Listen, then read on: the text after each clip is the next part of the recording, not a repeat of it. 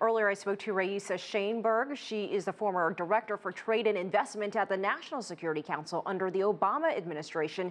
And I asked her how China might interpret this latest move by President Trump. I don't think this is really necessarily going to come as news for China. I think the timing might be a little bit of a surprise, and I think the ultimate outcomes of this action might be a little bit in question, but not necessarily the action itself. Well, you mentioned the timing. Let's go there because, President Xi and President Trump spoke on the phone just a few days ago about the DPRK. Trump has publicly said that he wants to put more pressure on China. So do you think this is another pressure tactic?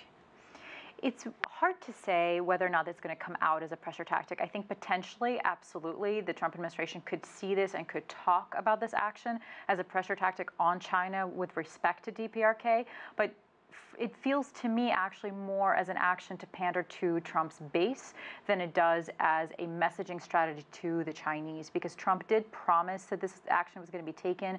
It's going to be a long time before any of this bears fruit, and the DPRK issue is just much more immediate.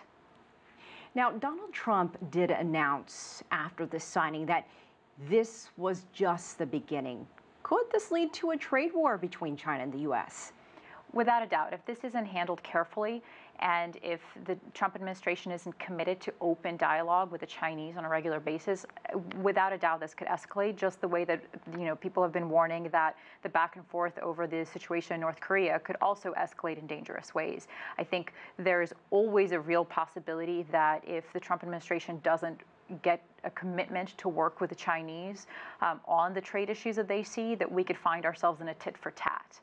But I don't think we're quite there yet. I think the conversation about a trade war is a little bit premature, because while the Trump administration has announced not just the Section 301 issue over IP rights, but it also announced a Section 232 investigation into steel and aluminum. This is also under U.S. trade law, an investigation into whether or not certain practices are harming U.S. national interests.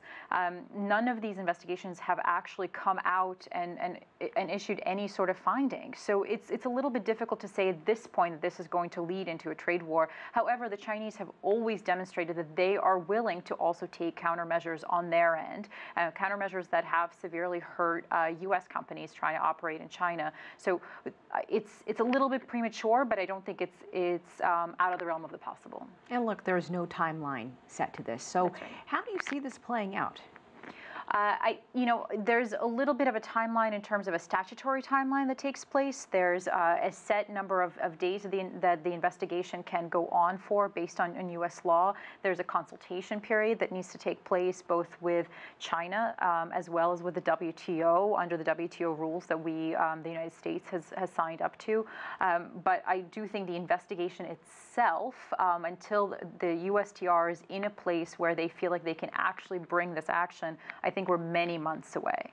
And, I'll just add one thing, which I think that there is a very real possibility that the administration is so distracted, and that goes for USTR as well, by the many myriad issues that they're facing, including the NAFTA renegotiation, that it's very possible that while different people are handling different issues, that all of these things can't be done at once.